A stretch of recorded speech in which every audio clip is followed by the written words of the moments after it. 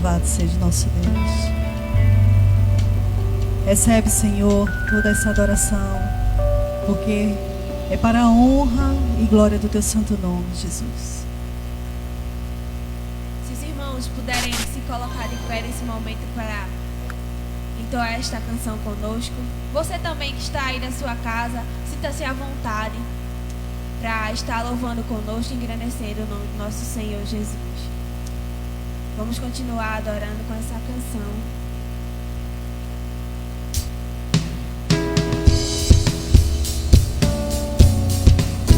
Pode bater palmas se quiser, viu, gente? Você aí também em sua casa. Essa canção ela é muito boa porque ela diz que a glória do Senhor ela invade a nossa vida e traz alegria. Do Senhor já aqui, a sua mão, seu poder sobre mim. Os céus abertos hoje eu vou contemplar o amor descer neste lugar. Eu vejo a glória do Senhor já aqui. Eu vejo a glória do Senhor já aqui. A sua mão, seu poder sobre mim. Os céus abertos hoje eu vou contemplar o amor descer neste lugar. Eu quero ver agora o seu poder, a sua glória inundando meu ser. Levante suas mãos, levantar as mãos e adore. Vou louvar o teu nome porque sinto o Senhor me tocar. Aleluias.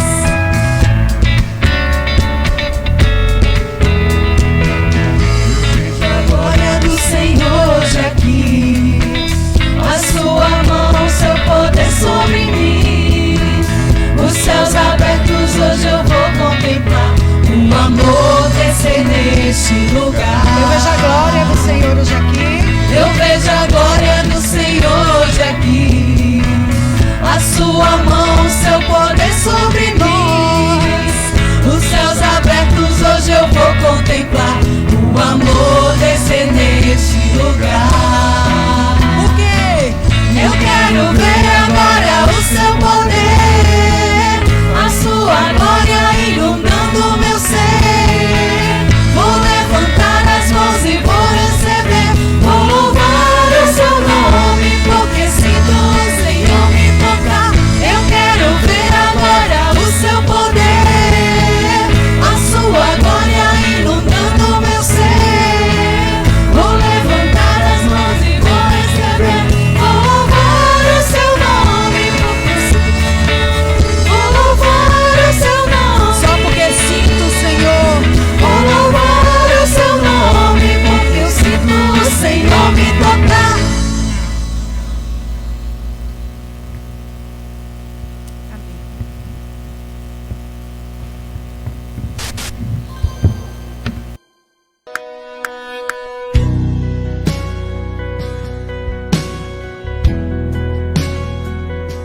Obrigado, pessoal, por mais um dia que vocês sempre vêm, na terça e na quinta-feira.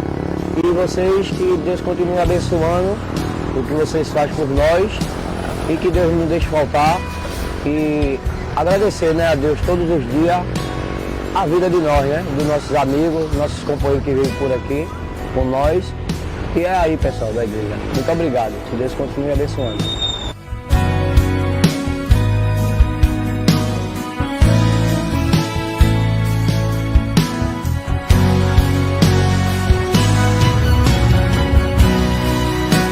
Muito grato a vocês, primeiramente a Deus, segundo a vocês, e que para essa comidinha, nem tanto para eu como para todos aqui.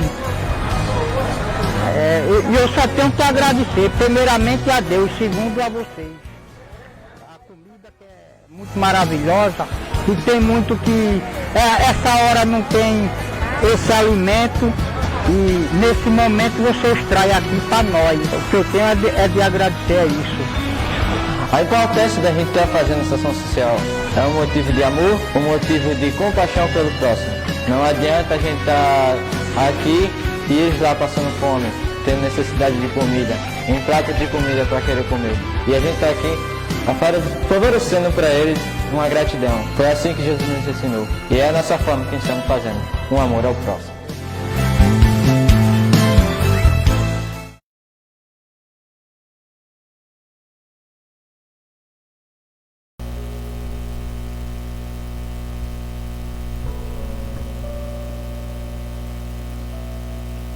Meus irmãos, a graça e a paz mais uma vez, agradecendo por essa oportunidade de trazer a palavra do Senhor.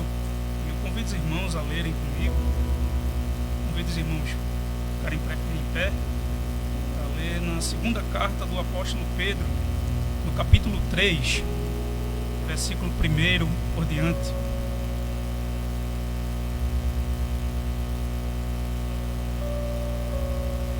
Capítulo 3 de 2 Pedro, versículo 1 por diante, diz assim: Amados, esta é agora a segunda carta que eu escrevo a vocês. Em ambas, procuro com lembranças despertar a mente esclarecida de vocês, para que se lembrem das palavras que anteriormente foram ditas pelos santos profetas. Também se lembrem do mandamento do Senhor e Salvador, que os apóstolos de vocês ensinaram. Antes de tudo, saibam que nos últimos dias virão escarnecedores, com suas zombarias, andando segundo suas próprias paixões e dizendo: onde está a promessa da sua vinda? Porque desde que os pais morreram, todas as coisas permanecem como desde o princípio da criação. Acontece que, de propósito, esquecem que os céus existem desde muito tempo e que a terra surgiu da água e através da água pela palavra de Deus. Com base nesta palavra, também o mundo daquele tempo foi destruído, afogado em água. Pela mesma palavra, os céus e a terra que agora existem têm sido guardados para o fogo, estando reservados para o dia do juízo e da destruição dos homens ímpios. Mas agora, amados, que vocês não devem esquecer que para o Senhor um dia é como 1000 anos, e 1000 anos como um dia. O Senhor não retarda a sua promessa, ainda que alguns a julguem por demorada. Pelo contrário, Ele é paciente com vocês, não querendo que ninguém se perca, mas que todos cheguem ao conhecimento da verdade e ao arrependimento. Porém, o dia do Senhor virá como um ladrão. Naquele dia os céus passarão com grande estrondo, e os elementos se desfarão pelo fogo. Também a terra e as obras que nela existem desaparecerão. Uma vez que tudo assim será desfeito, vocês devem ser pessoas que vivem de maneira santa e piedosa, esperando e apressando a vinda do dia de Deus. Por causa desse dia, os céus incendiados serão desfeitos e os elementos se derreterão pelo calor. Nós, porém, segundo a promessa de Deus, esperamos novos céus e nova terra, nos quais habita a justiça. Amém.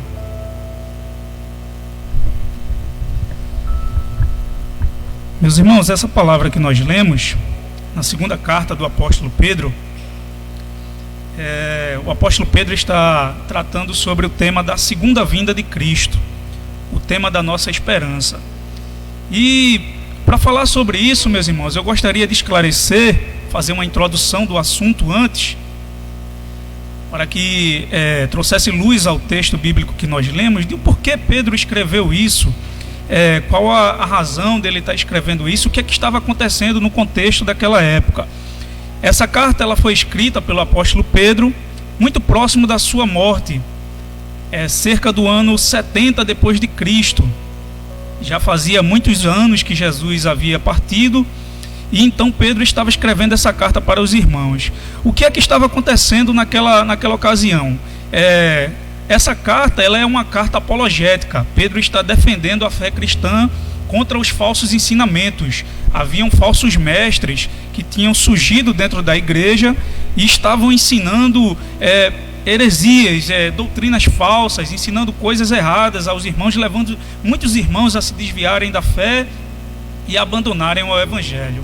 Esses falsos mestres, irmãos, com um estudo da carta e de algumas literaturas que temos fora da Bíblia, alguns documentos históricos, nós vamos entender que se trata de uma seita religiosa que surgiu na primeira era cristã. Essa seita religiosa, ela era chamada de gnosticismo, ou ela é chamada de gnosticismo. Esses mestres religiosos, eles pregavam uma mistura de filosofia com as doutrinas cristãs. E o ensinamento deles misturavam tudo isso e pervertiam o evangelho genuíno de Cristo, o verdadeiro evangelho. Esses mestres, eles introduziam conceitos da filosofia de Platão, de Sócrates, das pessoas daquela época, dos filósofos daquela época, com os conceitos da Bíblia, da teologia. Inclusive muitas doutrinas do apóstolo Paulo, eles mesclavam e faziam uma distorção do evangelho. Dentre alguns ensinos dessa seita religiosa, eles diziam que o espírito e o corpo, eles são opostos. O corpo é bom e o espírito é mau. O corpo é mau e o espírito é bom. Tudo que o homem faz no corpo não refletia no seu espírito, não refletia no espiritual. Então, com isso, eles faziam a união da doutrina de Paulo, da justificação pela fé. Paulo pregava que o homem é justificado somente pela fé, que não era necessário praticar obras para alcançar a salvação. E esses mestres, eles misturavam o ensino de Paulo com o ensino deles, de forma que eles diziam que o homem não precisa se guardar dos pecados e das contaminações que há no mundo, que existem no mundo. Eles não precisavam se guardar disso, porque nada que fizemos nesse corpo vai refletir na nossa espiritualidade, na nossa vida espiritual. E esse era um dos ensinos dele. Eles também negavam, como eles negavam a bondade do corpo humano, que o corpo era mau, eles diziam que o corpo era mau, eles também negavam que Jesus foi humano. E ora, se Jesus foi humano, então ele foi pecador. Era o que esses homens eles ensinavam. Então, partindo desse ponto de vista, eles também negavam a humanidade de Jesus. Eles negavam que Jesus ele veio em carne. O apóstolo João, no capítulo 4 e o versículo 2, ele diz que aqueles que negam que Jesus veio em carne, eles são iguais ao anticristo. Então o apóstolo João também estava combatendo essa doutrina que ficou até mesmo na época dele. Depois de Pedro, essa doutrina ainda permaneceu dentro da igreja cristã, que Jesus não havia vindo em carne. Aquilo ali era só uma ilusão, que na verdade ele era um espírito. Ele era um espírito aperfeiçoado. Então, essas doutrinas, meus irmãos, estavam se espalhando entre a igreja, e Pedro achou necessário escrever aos irmãos para ensinar o verdadeiro evangelho. Mas dentre todas essas doutrinas que são tratadas ali, o apóstolo Pedro, ele trata de uma em específico, e essa doutrina que ele trata é a respeito da vinda de Cristo. Isso porque, meus irmãos, esses mestres também negavam a vinda de Cristo. Era uma das doutrinas deles. Eles diziam que Jesus não voltaria. No texto que nós lemos, fica evidente isso, que eles falavam sobre isso, e Pedro fala. Eles diziam que na verdade Jesus só parecia humano, como ele não tinha corpo, ele também não morreu pelos pecadores, e ele também não iria vir. Essa era a doutrina que estava dentro daquela igreja. Então o apóstolo Pedro achou necessário escrever essa carta. E diante disso, meus irmãos, eu posso ver algumas verdades, e era sobre isso que eu queria pregar, sobre algumas verdades a respeito da segunda vinda de Cristo, que nós podemos extrair desse texto, desse capítulo 3 de 2 Pedro.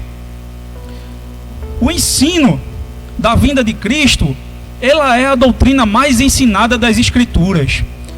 Tudo que é visto na Bíblia Sagrada, dentre todos os muitos assuntos que há na Bíblia Sagrada, o mais falado, o mais ensinado é a esperança na vinda de Jesus Cristo.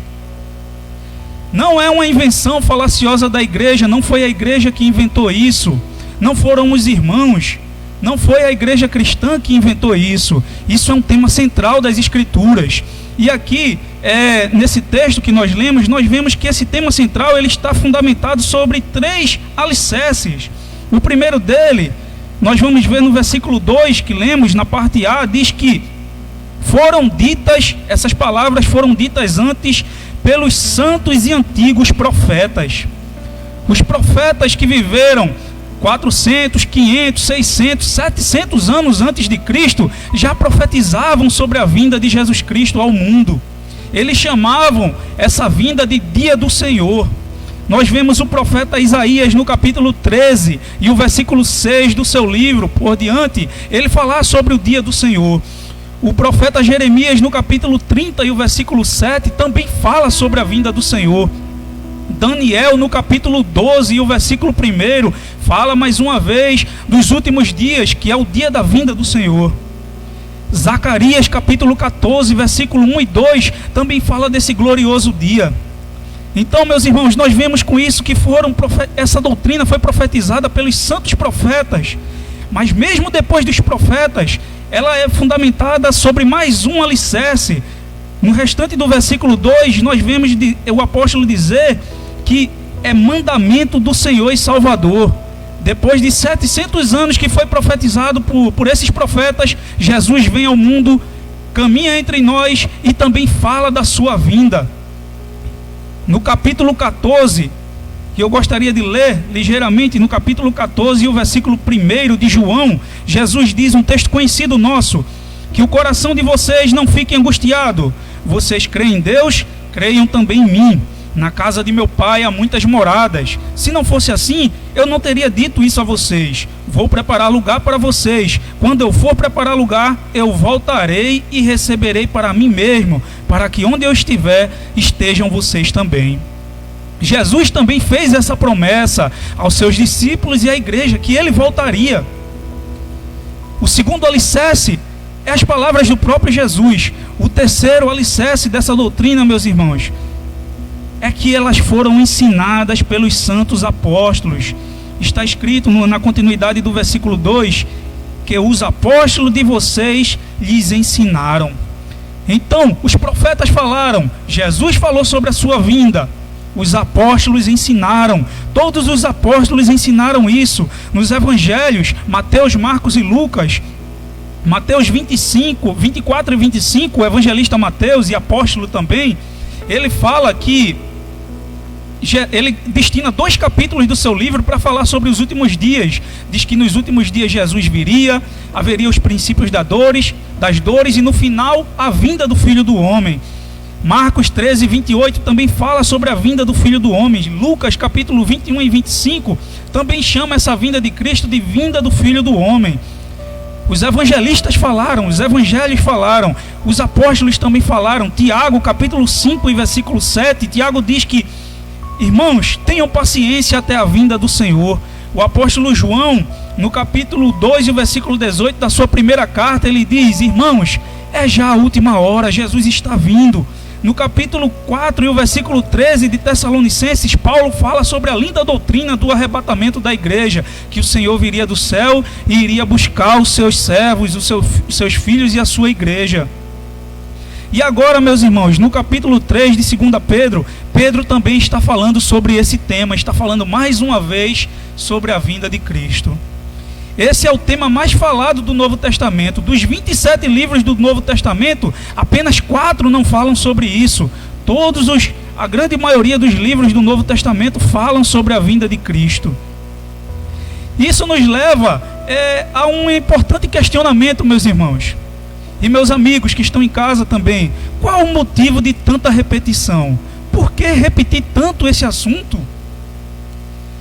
Uma coisa a gente observar é que já havia se passado cerca de 40 anos que Jesus havia partido, que Jesus havia ido para o céu e que tinha prometido voltar. Diante de tanto tempo, meus irmãos, de toda a primeira era cristã, muitos apóstolos já haviam morrido, só havia alguns. Pedro mesmo já estava condenado à morte, já estava preso quando escreveu essa carta, provavelmente ia ser morto. É muito provável que o apóstolo Paulo já havia morrido nesse momento. E o motivo para tanta repetição é que, com o passar do tempo, algumas verdades, algumas coisas importantes da vida, elas são esquecidas por nós. O tempo ela é uma grande ferramenta para o comodismo e o esquecimento de importantes verdades.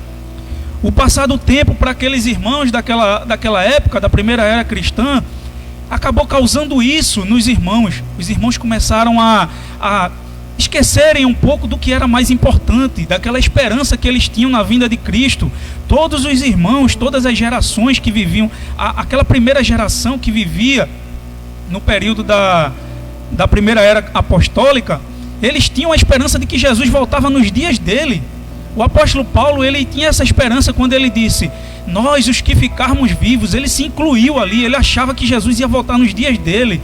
Eles sabiam que o tempo era o tempo de Deus, mas eles tinham essa esperança, e Pedro estava querendo trazer isso de volta aos irmãos. Então eu chego ao entendimento com a nossa primeira verdade nesse texto, de que era necessário relembrar. É necessário que nós relembremos de algumas coisas importantes da nossa vida. É necessário que nos lembremos da nossa maior esperança. A maior esperança da igreja é a vinda de Jesus Cristo. Às vezes no nosso dia a dia, com os acontecimentos diários, as coisas nos sufocam nessa vida e nós esquecemos um pouco a respeito disso. Nós tendemos a pensar em nos estabelecermos nesse mundo, em vivermos essa vida, em projetos e projetos pessoais e coisas, não que isso seja errado, não que tenha algum problema com isso, mas esse não deve ser o principal fundamento da nossa esperança. O apóstolo Paulo, em 1 Coríntios 15, 19, diz que se esperarmos em Cristo somente nessa vida, somos os mais miseráveis de todos os homens, somos os mais infelizes. Porque Cristo nos prometeu algo além dessa vida. Ele não nos prometeu coisas nessa vida. A promessa dele é para uma nova vida. Então a nossa esperança não pode estar fundamentada nessas coisas, não pode estar fundamentada nesse mundo. Eu lembro de uma ilustração, que conversava com um amigo meu no trabalho, e a gente falava sobre esse tema da vinda de Cristo. E esse irmão me contou uma coisa interessante sobre a igreja dele. Ele disse que antigamente na igreja dele havia um letreiro assim: Jesus em breve vem. Alguns irmãos com certeza já devem ter visto isso por aí em algumas igrejas. Mas o interessante é que com o passar do tempo ele disse que o letreiro mudou. Já não era mais Jesus em breve vem, era Jesus vem. O breve havia sido tirado. Isso pode não significar nada, meus irmãos, mas também pode significar muita coisa. Isso reflete um pouco que perdemos um pouco aquela esperança de que será breve. Aquele senso de urgência da vinda de Cristo talvez foi perdida um pouco na nossa vida. E o irmão continuava ainda a me dizer, e ele disse que com o passar do tempo mudou também o letreiro. Já não havia Jesus vem, existe somente Jesus. Não tem mais o Jesus vem. Isso é um reflexo do nosso dia a dia, da nossa sociedade, do tempo que passou da vinda de Cristo até hoje. Estamos esquecendo dessa nossa esperança. Temos Jesus, mas às vezes esquecemos que Ele vem. E era sobre isso que Pedro estava tratando com os irmãos. Pedro, como apóstolo, como pastor, ele percebeu isso e ele disse: eu vou trazer a lembrança aos irmãos. É necessário lembrar da nossa esperança. Um escritor, um comentarista bíblico, William Barclay, ele diz que grandes verdades cristãs precisam ser repetidas várias vezes e nunca deveriam ser colocadas em segundo tempo. Esse é um assunto que precisa ser relembrado. Vez por outra vai vir um pregador, vai vir um pastor, vai vir um irmão, vai vir um louvor que vai nos lembrar, para que a gente saiba que nesse mundo nós somos apenas peregrinos. Capítulo 2 e o versículo 11 de 1 Pedro, Pedro diz: irmãos, vivei como peregrinos e forasteiros nesse mundo. Vocês não são desse mundo, vocês só estão de passagem por ele. Vocês não vão fixar moradia nesse lugar, vocês somente vão estar passando por ele. O apóstolo Paulo, em Filipenses capítulo 3 e versículo 20, ele diz que a nossa pátria está nos céus. A nossa casa não pode ser aqui. As nossas esperanças não podem ficar fixas somente nessa vida. A nossa esperança vai além disso. E era isso que Pedro estava querendo lembrar aos irmãos. A segunda verdade, meus irmãos, que eu vejo nesse texto é que na reta final surgiriam escarnecedores. No versículo 3 fala sobre que nos últimos dias aparecerão escarnecedores. Essa palavra últimos dias, ela compreende o período da primeira vinda de Cristo até a segunda vinda de Cristo. Desde o dia que Jesus veio a esse mundo até o próximo dia que ele voltará, é chamado de últimos dias.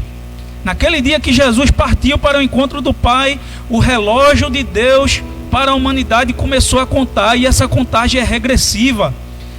É uma contagem que vai decrescendo, o tempo está chegando.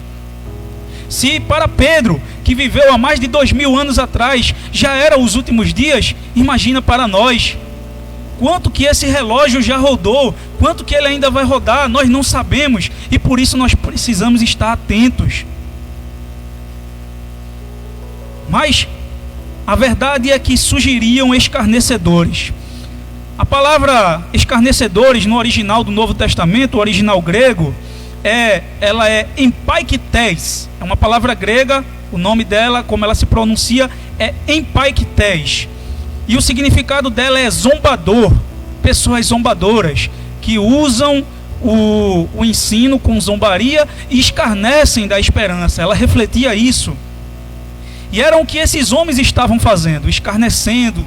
Esses falsos mestres que estavam dentro da igreja estavam escarnecendo da esperança dos irmãos. Isso é um sinal. A primeira observação que eu posso fazer sobre isso é que é um sinal de advertência para que a igreja não se escandalize com isso. Esses zombadores eram os mesmos que estavam ensinando falsos ensinos na igreja. Eles zombavam da esperança dos irmãos e argumentavam: onde está a promessa da sua vinda? Já se passou mais de 40 anos, cadê que ele não voltou, Pedro? Cadê que ele não voltou? Irmãos, e uma coisa para observarmos, irmãos, é que esses zombadores, eles não eram pessoas de fora da igreja, não. Eles eram pessoas que estavam ensinando dentro da igreja. Pedro diz que surgiriam falsos mestres nos dias dele.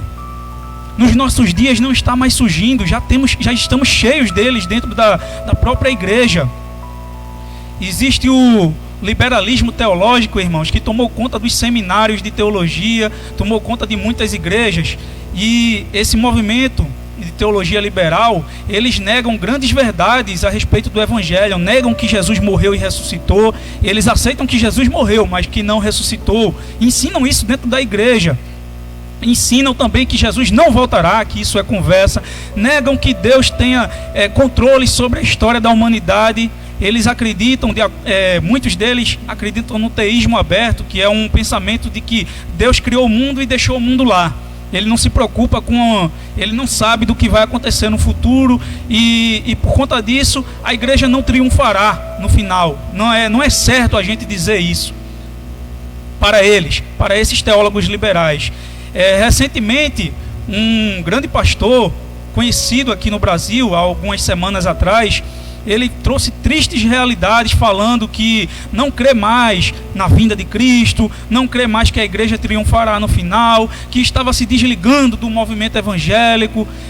Esse pastor foi um grande pregador, é um grande pregador, ele não deixou de ser cristão, mas ele está ensinando que tudo isso que acreditamos está errado.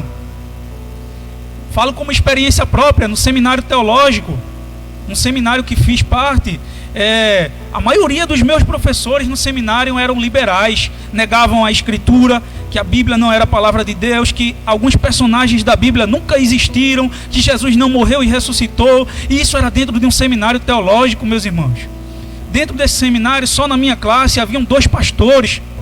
Graças a Deus, esses 2 pastores e os outros irmãos da minha sala tinham uma fé firme e não deixaram se levar por esses ensinamentos. Mas quantos se deixarão levar?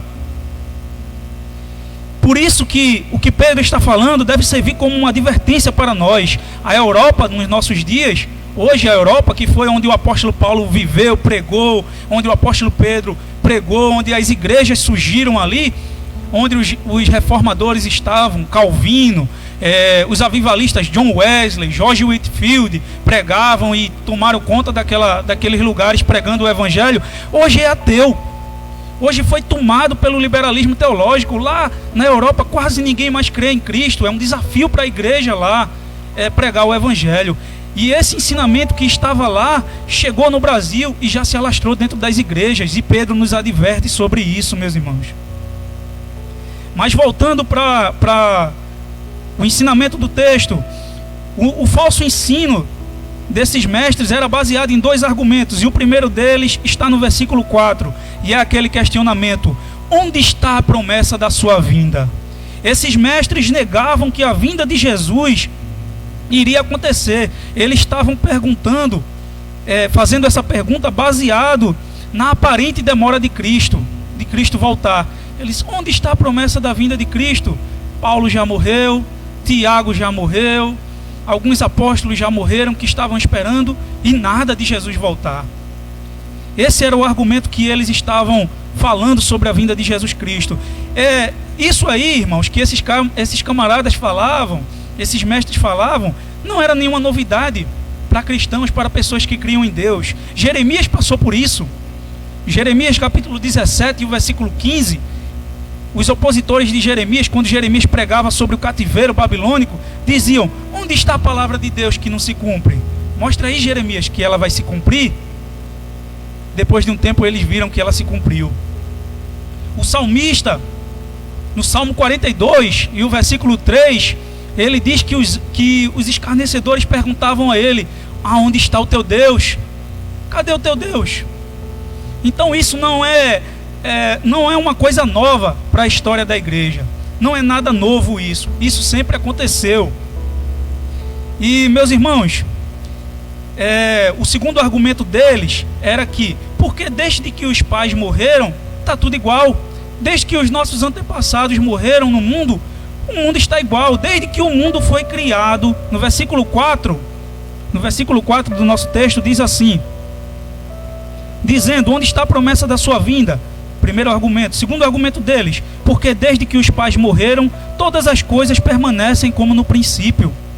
Desde que os nossos antepassados morreram, o mundo é mundo do mesmo jeito. Nunca aconteceu nada que mudasse a estabilidade do mundo. Sempre houve tranquilidade no mundo. Então esse ensino de que Jesus vai voltar, de que vai restaurar esse mundo, que vai destruir a antiga ordem e trazer uma nova ordem, isso é uma ilusão de vocês. Era o que esses mestres estavam dizendo. Mas, irmãos, a terceira verdade que eu quero trazer sobre esse texto, ela é baseada nas respostas que Pedro dá para esses questionamentos. O apóstolo Pedro, ele começa a responder, mas Pedro, ele tem um estilo de ensinar diferenciado. Ele começa a falar de um assunto, depois ele muda, pula um pouco sobre o assunto, depois ele volta no mesmo assunto. Então, eu queria mudar para o versículo 8, fazer a nossa continuidade no versículo 8, onde Pedro vai fazer a primeira resposta ao primeiro questionamento dessas pessoas. No versículo 8 do nosso texto, Pedro diz: mas há uma coisa, amados, que vocês não devem esquecer. Um dia para o Senhor é como 1000 anos, e 1000 anos é como um dia. Pedro está falando da eternidade de Deus. Pedro está falando: Deus, ele é eterno. O interessante é que no Antigo Testamento, os judeus, eles chamavam Deus pelo nome de eterno. Na tradução bíblica de King James, Josué capítulo 1 e versículo 1 vai chamar Deus de eterno. Gênesis 21 e 33 também Abraão vai dizer Deus, o eterno. Aonde na sua Bíblia está escrito lá Senhor, tudo maiúsculo, no original ali está eterno. Esse era o nome pelo qual Deus era conhecido no Antigo Testamento. E quando se chama Deus de eterno, se fala de eternidade. Isso significa, o que Pedro está dizendo, é que o tempo não passa para Deus como passa para nós.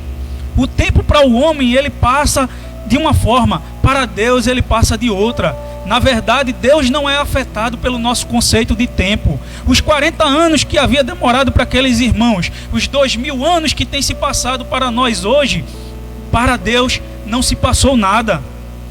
Pedro está fazendo uma referência ao Salmo 90, no versículo 1, do versículo 1 ao 4, quando Moisés escreve um salmo dizendo: de eternidade a eternidade, tu és Deus. As gerações dos homens se passam e se passarão, mas tu permanece o mesmo eternamente. Um dia para o Senhor é como 1000 anos, e o dia de ontem, o que aconteceu no dia de ontem para os homens, é como se fosse nada. O Salmo 90, que Pedro está usando para essa declaração dele, reflete isso, a nossa brevidade e a eternidade de Deus. Pedro também, ele responde à questão desses mestres, quando ele diz que a questão levantada por eles sobre a morte da primeira geração e nada de Jesus voltar, ela está escrita no Salmo 90, quando o salmista disse que Deus, ele é um Deus de gerações. O tempo para Deus não passa como para nós. Quando Deus, ele faz os seus planos e os seus projetos, quando ele escreve os seus projetos na história, lá na eternidade, ele não leva em consideração quanto tempo vai passar na nossa vida, quanto tempo passará para nós. O tempo de Deus é o eterno. Imagine agora, meus irmãos, um relógio, a humanidade dentro desse relógio e milhões de anos passando nesse relógio. Todo mundo que está dentro daquele relógio, circulando ali, o tempo está passando para ele. Mas para Deus, que está fora daquele círculo, fora daquele relógio, não passou um minuto sequer. Ele é eterno. Então, o argumento sobre a demora de Deus cumprir os seus planos, ele era falacioso. Deus é um Deus de gerações. Ele não é o Deus apenas de um tempo. Nós não podemos reduzir os planos de Deus e a eternidade de Deus ao nosso pensamento, à nossa brevidade. Esse é o primeiro argumento de Pedro. O segundo argumento de Pedro, meus irmãos, é a quarta verdade da nossa mensagem, que nós extraímos desse texto, e fala sobre a misericórdia de Deus. No versículo 9, Pedro diz que Deus, ele é longânimo para convosco, ele é paciente.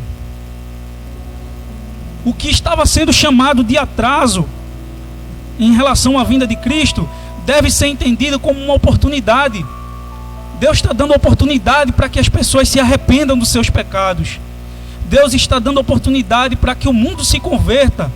Nos dias de Pedro, a igreja era pequena, haviam poucos cristãos naquele mundo, ainda havia muitos povos não alcançados, e ainda hoje ainda há muitas pessoas que não ouviram sequer falar o nome de Jesus.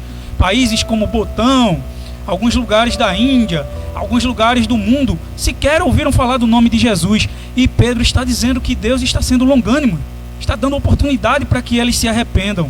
Essa oportunidade também, meus irmãos, é para nós. É uma oportunidade para que a gente se arrependa dos nossos próprios pecados. Para você, meu amigo, que está em casa ouvindo essa palavra, Deus está te dando uma oportunidade de se arrepender. Ele está dando uma oportunidade de você, talvez, que tenha se afastado do Evangelho, se voltar para Ele. Então, a demora de Cristo, a aparente demora de Cristo, na verdade é uma oportunidade que Ele está dando para os irmãos. Deve ser entendido como um tempo de misericórdia para os nossos familiares. Eu, vocês, muitos de nós temos familiares que ainda não se converteram a Cristo. Tem pessoas que estão frequentando a igreja, mas ainda não tomaram a sua decisão. Deus está dando misericórdia a você. Ele está oferecendo uma oportunidade de misericórdia a cada um de nós. Essa é a quarta verdade. E a quinta e última verdade, meus irmãos, ela assim, nós voltaremos ao pensamento de Pedro no capítulo 3, o versículo 5 a 7, quando Pedro começa a tratar daquele questionamento de que o mundo, ele nunca mudou, que o mundo sempre foi estável, que nunca aconteceu nada que mudasse a ordem do mundo. E mais uma vez, Pedro argumenta dizendo que a estabilidade do mundo na história é um argumento que não deve ser considerado, porque Deus interveio na história. A quinta verdade é que Deus intervém na história. Deus interveio no passado e Ele intervirá no futuro. Pedro está falando, ele está falando sobre o dilúvio. O que os mestres estavam dizendo, que o mundo, sempre foi estável, que nada aconteceu no passado, era somente uma conversa. Eles estavam esquecidos. No versículo 5 a 7, Pedro retrata isso, que eles estavam esquecidos, que no passado o mundo foi criado por Deus, pela palavra de Deus o mundo tinha sido criado, da água pela palavra. Quando Deus disse, ajuntem-se à porção seca, Pedro está fazendo referência a Gênesis 1 e 9, quando Deus disse, a porção seca, separe-se da terra, separe-se da água, e ali surgiu a terra que nós vivemos hoje. A mesma palavra que criou o mundo, que fez a terra surgir, também determinou que as águas voltassem e cobrissem o mundo e terminasse com aquele mundo antigo. Isso é uma referência a Gênesis, capítulo 6 a 8, na história do dilúvio. era uma história parecida com a nossa, dos nossos dias. O mundo estava em paz, em tranquilidade. Já havia se passado muito tempo desde a criação do mundo até o dilúvio, até os dias de Noé. Mas o mundo pervertido, as pessoas estavam vivendo como se Deus não existisse. Aquilo pesou no coração de Deus, e Deus disse: isso não vai continuar assim, eu vou intervir na história. E ele trouxe o dilúvio que afogou todo o mundo antigo. Então o que Pedro está dizendo é que a estabilidade do mundo foi quebrada no passado, e assim como ela foi quebrada no passado, acontecerá novamente. No versículo 7 ele fala que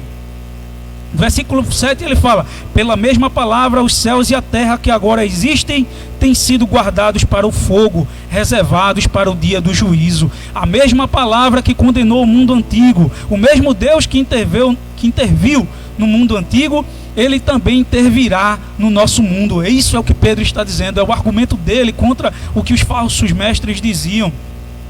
Só que dessa vez a ação de Deus na história será de maior proporção. O texto fala sobre fogo, que dessa vez atingirão os céus e a terra, não somente como o dilúvio que atingiu a terra. Dessa vez os próprios céus serão atingidos. Os céus aqui não é a habitação de Deus, mas é a nossa atmosfera. Tudo vai ser atingido por essa renovação, nesse renovar que Deus vai trazer para a história. E o que isso nos revela, meus irmãos? No versículo 10, quando ele retoma esse tema, Pedro diz que o dia virá como ladrão. Esse dia virá como ladrão. A primeira coisa é que esse dia virá. Aqueles que estavam negando que esse dia iria acontecer, Pedro está dizendo: esse dia vai vir certamente. Assim como o dilúvio veio e as pessoas não acreditavam, esse dia do Senhor virá. A segunda consideração é que pegará as pessoas de surpresa. Essa figura do ladrão, ela foi usada por Jesus em várias vezes no seu ensino. Mateus 24:43 fala sobre isso, que ele viria como ladrão. O ladrão é aquela pessoa que vem geralmente de madrugada, quando ninguém espera, ele chega na casa da pessoa e rouba sem ninguém esperar. E é isso que Pedro está falando. Haverá surpresa. Muitas pessoas serão pegos de surpresa. E quanto a isso, meus irmãos, devemos ter cuidado para que não sejamos esses que serão pegos de surpresa. Para finalizar, meus irmãos, eu queria deixar o pensamento do pregador Hernandes Dias Lopes, que ele diz que os céus e a terra passarão, e as grandes obras e monumentos erguidos pelos homens entrarão em colapso e serão como cera derretida na fornalha. Esse fogo de Deus que ele vai enviar para purificar o mundo, ele vai derreter as obras que os homens fizeram, como está escrito. Essas obras que os homens fizeram, na mente de Pedro, meus irmãos, possivelmente eram as construções do seu tempo, as grandes maravilhas do mundo antigo, os jardins de Babilônia, o Coliseu romano, algumas construções feitas pelos homens. Pedro estava dizendo que elas iriam ser extintas. O fogo ia tirar todas elas da terra. Trazendo para os nossos dias, em nossos dias nós temos o Cristo Redentor, nós temos a Estátua da Liberdade, nós temos as grandes muralhas da China, as grandes obras que os arquitetos fizeram em nossos dias no mundo, os arranha-céus, os prédios, as criações que todos nós os homens fizeram através da sua inteligência. Tudo isso vai ser passado e vai ser purificado pelo fogo. Nada que o homem tocou, que foi manchado pelo pecado do homem, ficará. Tudo dará lugar a um novo céu e uma nova terra. E Pedro conclui no versículo 13 dizendo que nós temos essa esperança. Nós esperamos o novo céu e a nova terra em que habita a justiça. Quero ler um Apocalipse, capítulo 21, versículo 1 ao 4, para a nossa reflexão, meus irmãos. E vi um novo céu e uma nova terra, pois o primeiro céu e a primeira terra passaram, o mar já não existe. Vi também a cidade santa, a nova Jerusalém, que descida do céu da parte de Deus, preparada como uma noiva enfeitada para o seu noivo. Então ouvi uma voz que vinha do trono de Deus e dizia: eis o tabernáculo de Deus com os seres humanos. Deus habitará com eles, eles serão povo de Deus. O mesmo Deus estará com ele e será Deus deles. E lhes enxugará dos olhos toda lágrima, e já não existirá morte, já não existirá luto, nem pranto, nem dor, porque as primeiras coisas passaram. Devemos lembrar, essa é a nossa esperança, nisso fundamentamos a nossa fé, e é sobre isso o nosso principal pensamento. Então, meus irmãos, com o ensinamento de Pedro, eu trago essa reflexão, essa lembrança. Na verdade, eu só fiz lembrar o que Pedro já havia pregado no passado e quero trazer novamente sobre isso. Lembramos, nós temos uma esperança, as coisas desse mundo, as coisas dessa vida, até os maus acontecimentos, as mortes, o coronavírus, as dificuldades dessa vida não vão interromper a nossa esperança, porque a nossa esperança está em um novo céu e uma nova terra em que habita a justiça. Deus abençoe.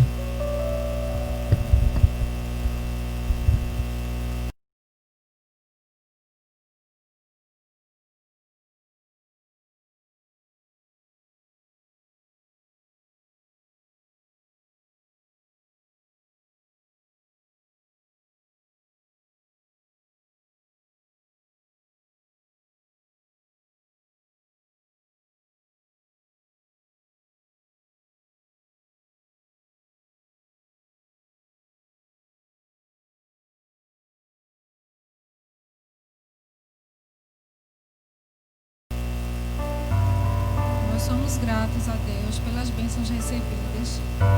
Ele nos guiou e nos sustentou durante toda esta semana. Nós vamos cantar com muita alegria o hino Chuvas de Bênçãos.